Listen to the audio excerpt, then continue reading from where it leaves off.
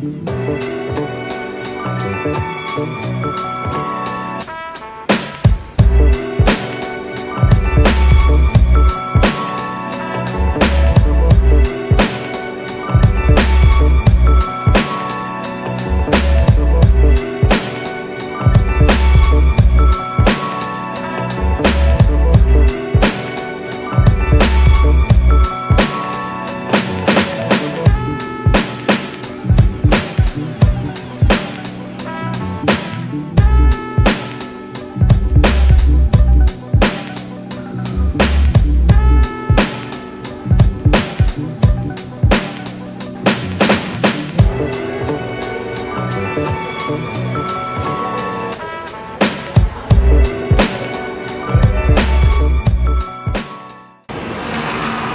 guys, so welcome to our coffee shop.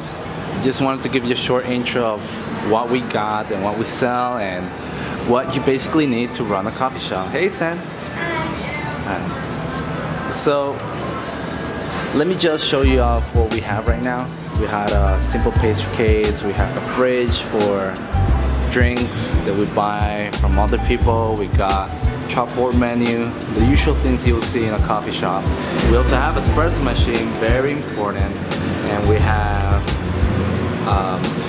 coffee maker, grinders, coffee makers. We got a stationary table, you'll see that anywhere. We got stools, sitting area. We have an on-the-counter fridge and pretty much the kitchen in there and the oven. Did you show them Hongo? This is Hongo. He's like an icebreaker for customers because they like to talk to him instead of us.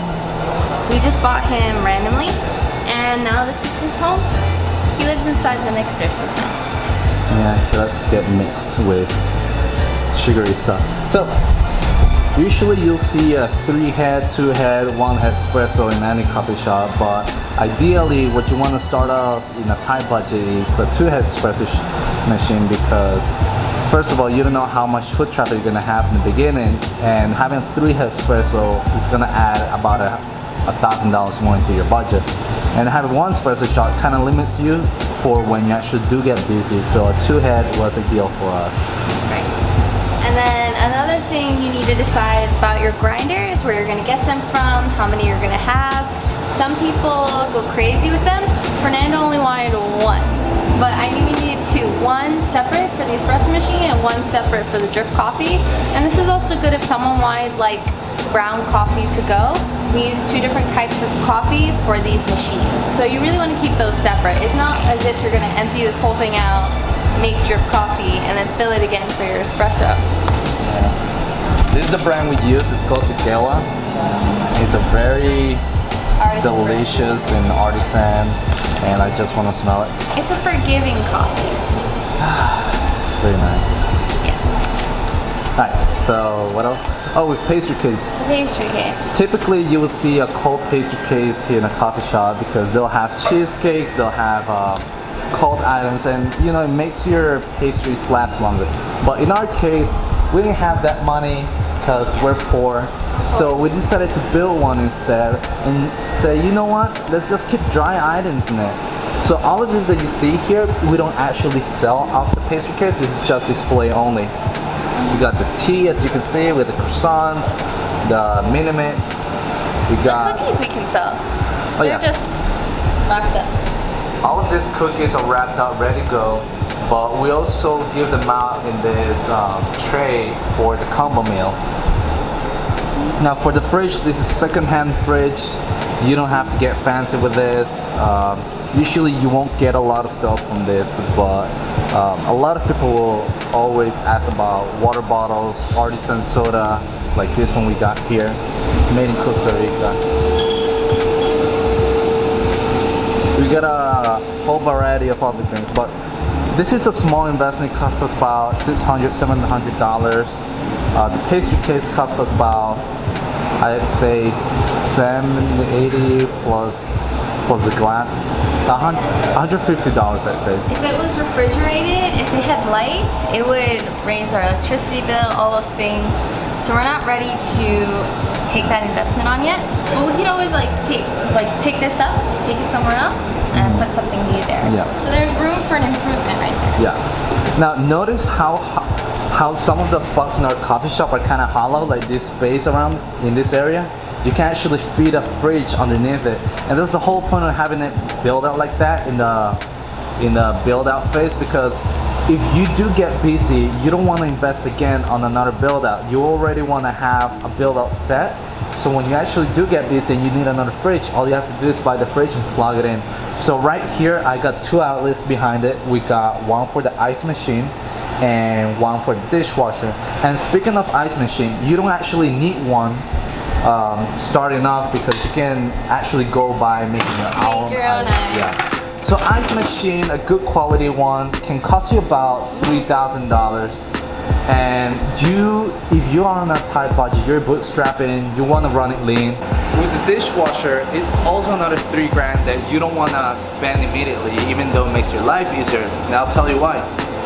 If you don't buy an ice machine and a dishwasher, you're saving up about $6,000 to $7,000 that you could be using for marketing, for market research, for buying supplies that you need, you know, just having that backup money for reserves in case you run into a hitch and you need to pay off your bills, right? So, good thing to have this pre-built out set and have the outlet set, so when you actually do need the machines, you don't have to build it again. All you have to do is buy the machines and plug it in. Yeah, it doesn't look so pretty right now, but that's easily fixed later. And you definitely want to think about storage space when you're putting everything together, because like this area, it's not very pretty yet, but we want to put in some shelves. Yep. We were meant to put a refrigerator there, and just in case we need it. Just in case we need it, but it's already built out. We already have an outlet space right here, so you can put a countertop refrigerator for all the cheesecakes or any other stuff that we might need in the future. But very important is that for the build out phase, you already think ahead in the future, so you already saved that extra 10 grand of the remodeling that you might as well just do it right now, right? This was the first thing we bought. This rack right here, we're not fully using it for pastries. We're actually using it as a shelf for all of our slates, but we have it there, so in the future when we start baking more cookies, more croissants, more toast, we don't need to buy it again, and we already have the money invested in it. This entire area could have been like a counter, how do you call it? Like counter table? Seating space. Yeah, this could be seating space. But the thing is, that adds another $700 to $1,000, and since we're already at the food court, we don't actually need seating. Now we find out that a lot of our customers like to sit in here, so we already arranged investments to build out 2 tables so they can fit for about 8 chairs. Yeah, but that was after we found out customers like to do that. Originally, we had bought these stools for the other side of the bar, so we could sit down sometimes. And then people would come over, they would want to hang out, and I would just pull the chair over, they would sit down. And we've had some people spend like 2 hours here just talking to us. So we definitely want to invest in chairs, because then we can have our own environment and customers can talk to us. It'd be really easy to assist them. And I know most cafes, it's obvious like you're gonna buy chairs and tables, but because we're in a unique location, we didn't immediately want to jump on that if it wasn't necessary. So a rule of thumb from my experience is pretty much just buy what you need to operate. When we first started, we only had this table that we brought from New York, and we had this rack and this fridge originally, right? And it broke down. It broke down on us, so we had to get those 2. And even these are temporary. We're kind of leasing them, because if you see the logos and everything, they have nothing to do with us. So eventually, again, when we raise the money, we want to invest in better freezers and fridges and get that storage space, so we can carry more. You don't need to get fancy on the freezing space either. Like this is all secondhand refrigerators. Obviously that one didn't come out well, but at least it's a small risk that we took on. This works perfectly well. They don't look as nice, but once we get more funds, we'll just switch them out. Not everyone even has an open concept kitchen, so if you have a fridge like this and no one's gonna see it, you should definitely just go for it. Yeah. Actually, 3 of the most important equipment that you do not want to buy secondhand is the oven, and the espresso machine, and perhaps even the POS system, because these are parts that you can't get in Costa Rica. And if you buy secondhand, there's no guarantee that you'll have a good machine. You know, it's a buy it's. And with the espresso machine, it's very important to have it new as well, because you're gonna be using it constantly. But let's say for the mixer, the induction cooker, the griddle, all of that is secondhand. Yeah, these aren't perfect, and even now, some days we'll get so busy, we're like, oh, I wish this was double the size, or this could hold more so I can cook faster. But it still happens on occasion where we can handle it. We're not ready to invest in like a full stovetop or anything. Now, this little guy over here has helped us a lot, because I think I've used him more in this month than I've ever used him like 2 years in my house. Now, ideally we wanted to buy a toaster, a commercial toaster. Ideally we wanted to buy a commercial toaster, but it costs about $200, you know, the ones that you put a bagel and it just roll off and keeps it toasted. So instead we went and got this from home. It's like a $30, $40 toaster, and we use it to toast avocado toast. We use it to warm up garlic knots, and brownies and whatnot. It does a great job. A little slow, but it does a great job. And with the griddle, I had a great debate with it, because it's very small, as you can see. It's residential use. It's slanted, actually. It's slanted, so we have to put cardboard. Yeah. But it does the job. And my point is, as long as you can make something work with the little amount of money possible, you can always have that fun to make it bigger if you need to. But that money that you spend buying something big that you're not using, not even like a 50% of its capacity, then you could be using that money for something else. Oh my god. So we bought 2 of these shelves, one of which we broke in half and put them under the counters. But originally, I don't know what we were thinking. We were just starting to put everything on the shelf, and it was so disorganized, falling all over the place.